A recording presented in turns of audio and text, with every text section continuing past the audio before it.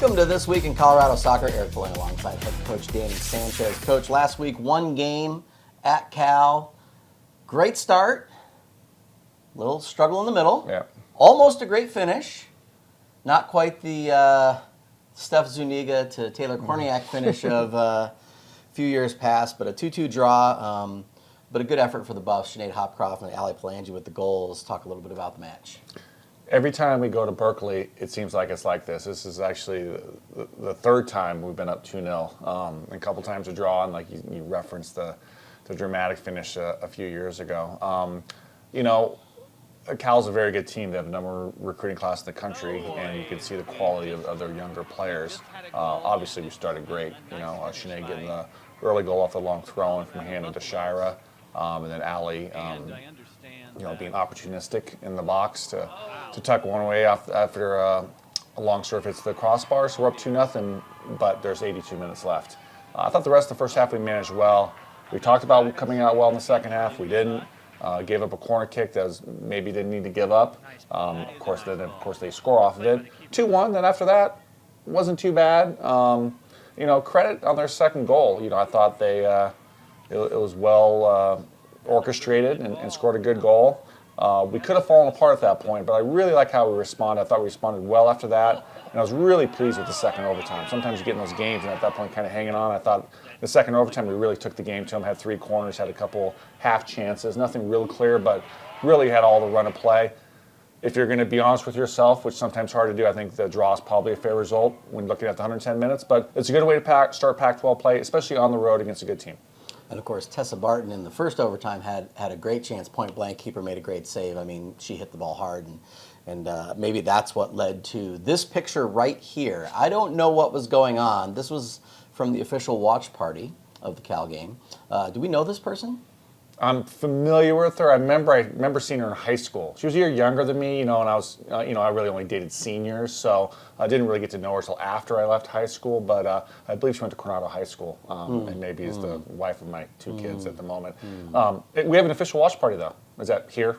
Yeah. Well, I mean, they officially watched the game. So there we go. Yeah. And anybody's welcome to come. Anybody's welcome to come as long as you're vetted by my wife. Exactly. / director of football operations. Yes, Gabby that is Poloni. true. Well, I think they had fun. It looked like they had fun. Maybe they weren't having fun. I'm guessing at that point we're up 2-0. Maybe not so much at the 75th minute when it's 2-2. Could be. You never know. Well, we did catch up with one of the goal scorers, Ali Palangi, after the match. Pretty much kind of the similar goals. We just got the second ball, got it down, got in the goal. But yeah, unfortunate that we let 2 goals back and let them back in the game. But first game Pac-12, it's a really good team. We're on the road. We got a point, and I think we played really well and we fought hard. So I think we did a good job today. So Tessa had an amazing opportunity. Shira had a really good header at the end. We fought all the way through. We didn't give up. We didn't hold back. We didn't just sit in and defend. And we weren't happy with the draw because of all the opportunities, but we played well at the end of the day. We're happy about it, and I think we're going to bring this momentum into next weekend against Washington and Washington State, and that's going to be 2 really hard, really big games again. All right, Coach, going back in time to Wednesday before you left, Buff Bells, great opportunity for you and some of your student athletes to talk to the Bells. You go once a year. It's every other week they do a luncheon. Great organization led by our good friend Louise Garrels. But you took an opportunity to help out with a door prize. And it was a surprise to everyone, including us. But why don't you go ahead and talk about the Bells a little bit, and then maybe a little bit about your door prize. Buff Bells and friends. And friends, yes. Anyone is welcome. Yes. But it started off as Buff Bells a long, long time ago. And now we have friends. And now we have friends. A great organization. All these fantastic women that support CU athletics and really support our student athletes, and just a passion for CU, passion for athletics. I know the coaches that get an opportunity to talk there, they love how much they care, but they really care about student athletes. Sinead Hopcroft and Kaylee Webb came and gave some talks and were really good. And I've got 4 or 5 emails after from different Bells, like how much they really enjoy talking to the ladies. Every year, there's a point. Every year, I tell myself, this is the year I'm going to remember to actually dress up for this event. So Wednesday, I get done with training, I'm going to go into Bells, and I look down, and I'm like, wow, this is just what I wore to practice, and I'm nice and sweaty. Now I get to go to the Bells after I've made the joke like 3 years in a row of making excuses. One year I made the excuse the cat sat on my suit, so there was hair on it, so I couldn't wear it. So I have a CU sweatshirt that has barely been worn, basically brand new, and I put it on just so I look a little bit better. Well, I get there, and I'm getting grief from our director of football operations, Gabby Ploney, who's a new Bell that's at our table, and Luis, who we know. They're giving me grief for not being dressed up and so forth. So I go, well, I have a plan. So I tell Luis at the end, I go, well, there's going to be one more door prize. So we pull out the last thing, and there's a winner's announced. And I start walking towards her. And if you saw the scared look on her face of like, what the heck is this? Like, what's coming? Is it a hug? Is it going to pull a knife?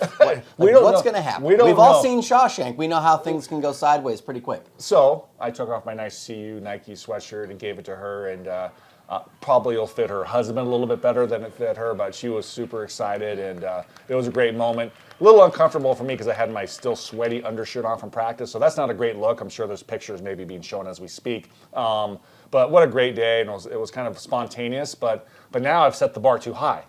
What am I going to do next year? I mean, what is it? I've always said this to my players and people I care about, set the bar low. Now I've set the bar high, so I have to really think about, fortunately I have about 360, actually about 50 weeks now to think about what I want to do next year. Yeah, it'll be interesting when HR's at your table next year, just in case, just to kind of keep things going. But that was a lot of fun. And, it was awesome. Bells are great organization, and of course it was a lot of fun. And we got lunch, which is nice. Yes, So, nice. Very nice. Coach, up next, still playing soccer. Yes, we are. 3 p.m. on Thursday, Washington. CU soccer koozies for the first 250 fans.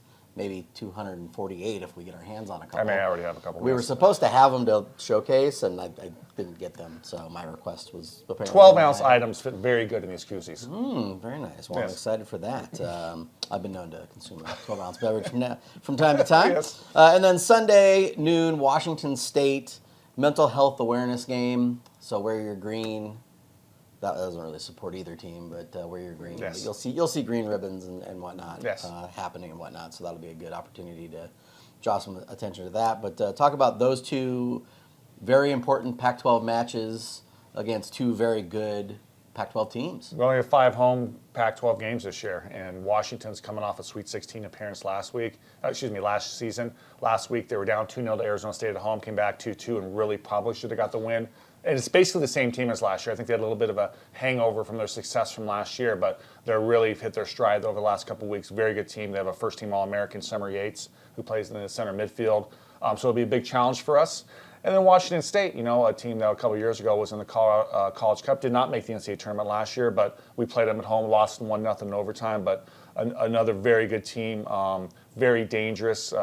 Two similar styles, but not really. I mean, I think that there'll be some different challenges for us, but we're really looking for a great crowd to get out because, like I said, we only have 5 home games left, and in these games at home, we really have to take advantage of them. And we're playing 2 NCAA tournament quality teams, like everybody in the Pac-12. So we're excited. We're excited to be at home. We're excited to play, and we know the challenges that the Huskies and the Cougars will present for us. But we're excited for the opportunity again this week. It's going to be fall-like conditions, so if you want to experience Colorado fall, I believe it's this weekend. Yes, to go. It actually won't be hot. And then that's it. So, Yes. because fall usually does not last very long. No, it's a few days, so Yeah. you get some nice pictures. Yeah, so there you go. So good luck this weekend in both those games, Coach. And as always, you can follow Buffs all season long, cubuffs.com/soccer. And we'll see you next week.